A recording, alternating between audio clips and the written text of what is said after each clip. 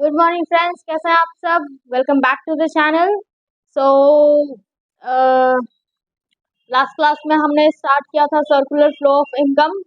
ठीक है, क्लास 12 का economics and the second chapter is basic concepts of macro economics. Students, ये macro economics में आपका नेशनल इनकम जो है वो बहुत इंपॉर्टेंट चैप्टर है और उसका जो बेसिक टर्म्स स्टार्ट होता है वो इस चैप्टर से स्टार्ट होता है। ठीक है, सो लेट्स स्टार्ट।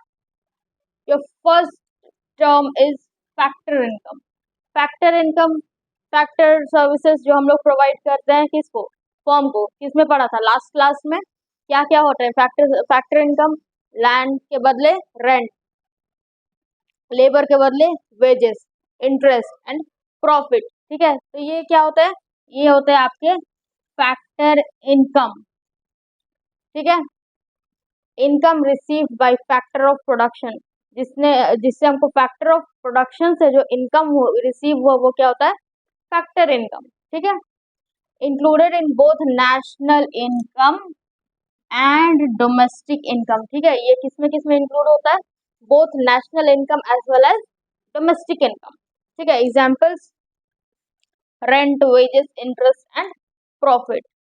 लैंड के बदले रेंट, लेबर्स के बदले interest, wages land labour, capital के बदले इंटरेस्ट, एंटरप्राइज के बदले प्रॉफिट।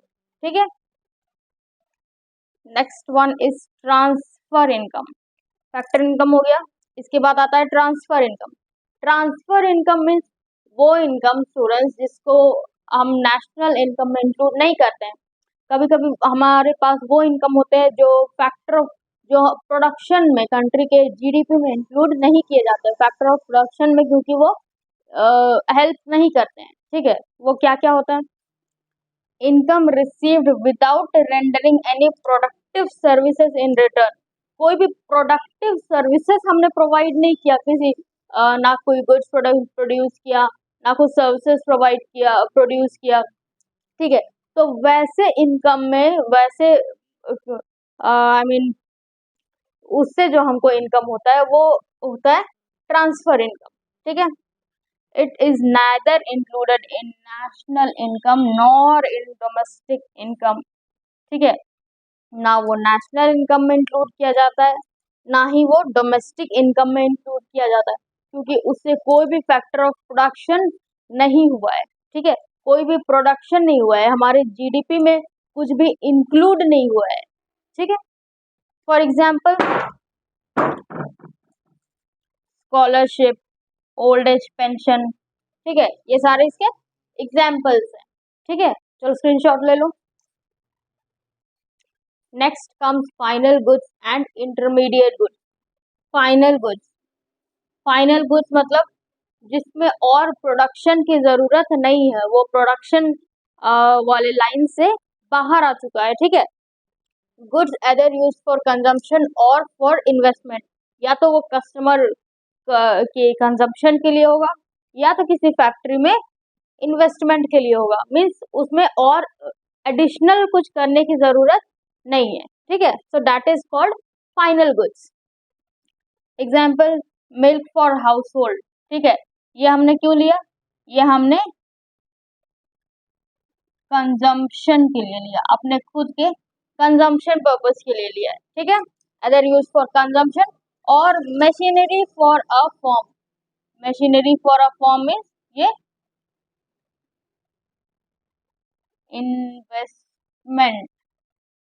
ठीक है, इसको क्यों लिया, मशीनरी को इन्वेस्टमेंट करने के लिए, अपनी फैक्ट्री में मशीनरी लिया ताकि उससे हम प्रोडक्शन कर सके। ठीक है, मशीनरी में एडिशनल प्रोडक्शन की जरूरत, मतलब मशीनरी में एडिशनल कुछ ऐड करने की जरूरत नहीं है। मशीनरी को हम खुद यूज करते हैं for the next process of production, अगले किसी दूसरे प्रोडक्शन को प्रोसेस करने के लिए। ठीक है, final goods neither resold nor used for any transformation in the process of production।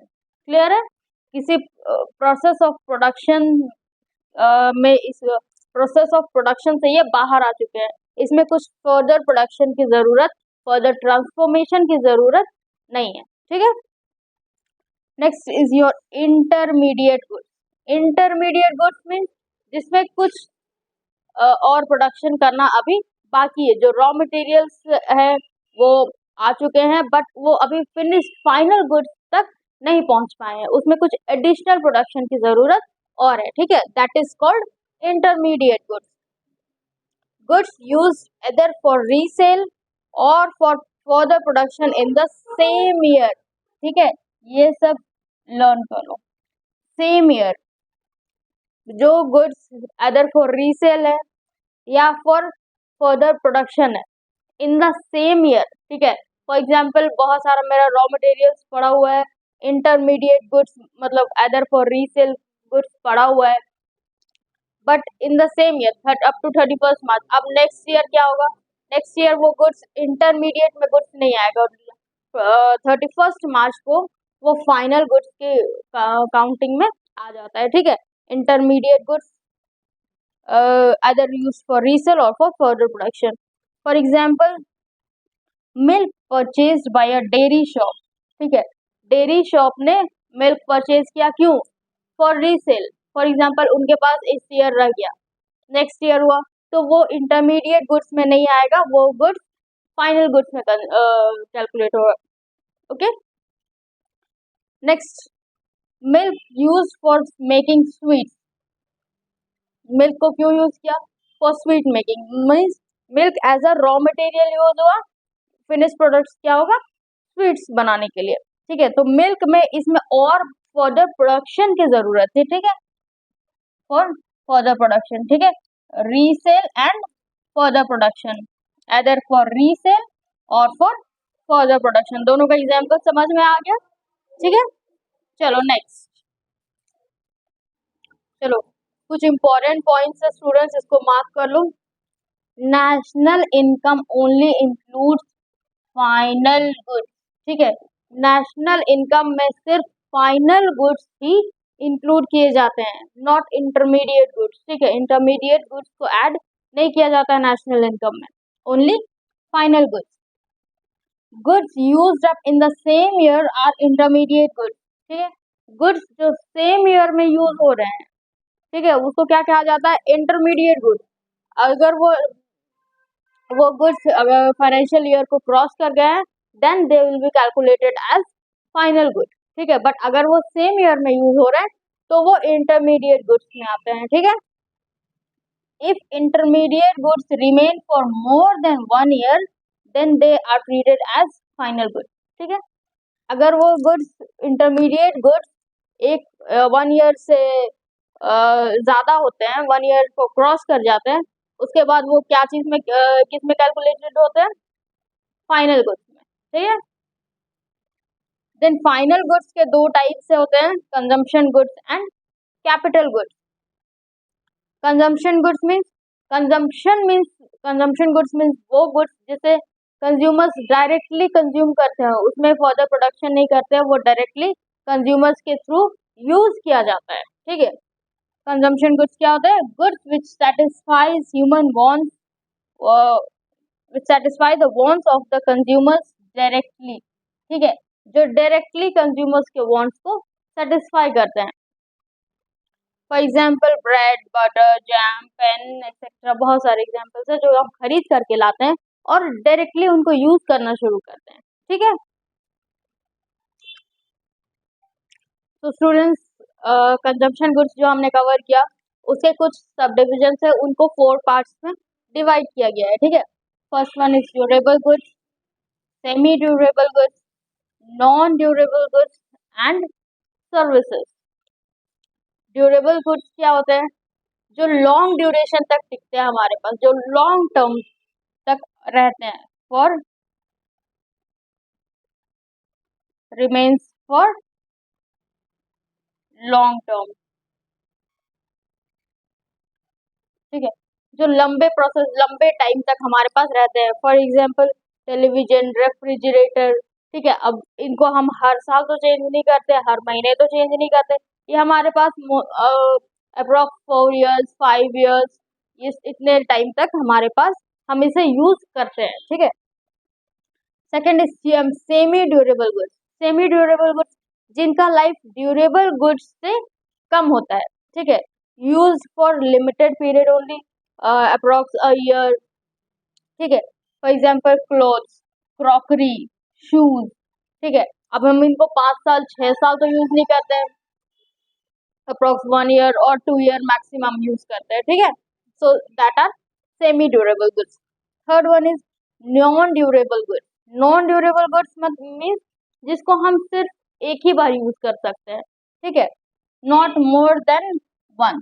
एक बार से ज्यादा यूज हम उसे नहीं कर सकते। For example milk, bread, fruits, ठीक है, ये सारे पैरिशेबल गुड्स होते हैं जिसको एक बार यूज जो एक ही बार यूज किया जा सकता है, उसके बाद वो वो भी अगर टाइमली यूज नहीं किया गया तो वो खराब हो जाता है, ठीक है। So that are non durable goods. ये नहीं टिकने वाला गुड्स है। Then the fourth one is services. Services क्या होता है? Which directly satisfy human wants, also known as intangible activities, ठीक है। वो सर्विसेज जो डायरेक्टली ह्यूमन एक्टिविटीज को, ह्यूमन वांट्स को सेटिस्फाई करते हैं, ठीक है। For example service of a doctor, service of a teacher, bank etcetera, ठीक है। ये सारे हमें क्या देते हैं? हमें सर्विस प्रोवाइड करते हैं डायरेक्टली, ठीक है। चलो now capital goods. Next is your capital goods, okay. First one was consumption good and the second one is capital goods. Capital goods means Capital goods means those goods which are used for the production of another good, ठीक है। ये capital goods generally कौन use करती है? जो बड़ी बड़ी factories होती है, बड़ी बड़ी इंडस्ट्रीज होती है, वो यूज करती है कैपिटल गुड्स, ठीक है। बड़ी बड़ी machinery, plants, vehicles, final goods which help in production of other goods and services, ठीक है। जो मशीनरी, जो गुड्स को हम यूज करते हैं नेक्स्ट प्रोडक्शन के लिए, ठीक है, किसी दूसरे प्रोडक्ट के प्रोडक्शन के लिए यूज किया जाता है, उसको बोलते हैं कैपिटल गुड्स, ठीक है। For example plants and machinery हो गए, व्हीकल्स हो गए, ठीक है। Expected life is more than 1 year. इसका एक्सपेक्टेड लाइफ कितना होता है? मोर देन 1 ईयर। कोई भी बड़ी मशीनरी खरीदा हमने, ठीक है, 5 लाख की मशीनरी खरीदा, ऐसा तो नहीं है कि उसको हर साल हमको एक्सचेंज करना है या फिर हर महीने उसमें नया खरीद करके लाना है, नहीं, वो उसका लाइफ टाइम क्या होता है? मोर देन 1 ईयर। अब गुड्स है, कैपिटल गुड्स है, फॉर एग्जाम्पल आपका व्हीकल है आपके पास, ठीक है, आपने उसे यूज किया या फिर यूज नहीं किया, ठीक है, तो क्या next financial year, next year उसका वैल्यू सेम रहेगा? नहीं, आपने चाहे यूज किया हो चाहे यूज ना किया हो, उसका वैल्यू घटता है, ठीक है, जिसको हम लोग बोलते हैं depreciation. They need repairs over a period of time. इनको क्या चाहिए? टाइम टू टाइम इनमें रिपेयर चाहिए, ठीक है, ये रिपेयरिंग मांगती है। As they depreciate over period of time, क्या होती है? डेप्रिशिएट होती है, इनका वैल्यू घटता है, ठीक है, क्योंकि ये रेगुलर यूज में और यूज में नहीं भी होने की वजह से इनका वैल्यू डिक्रीज करता है, ठीक है। Got it? So thank you class, see you in the next video with और भी आपके टॉपिक्स हैं, will continue in the next video. Video पसंद आई हो तो प्लीज लाइक करें, अपने फ्रेंड्स के साथ शेयर करें एंड सब्सक्राइब करें चैनल को। Thank you.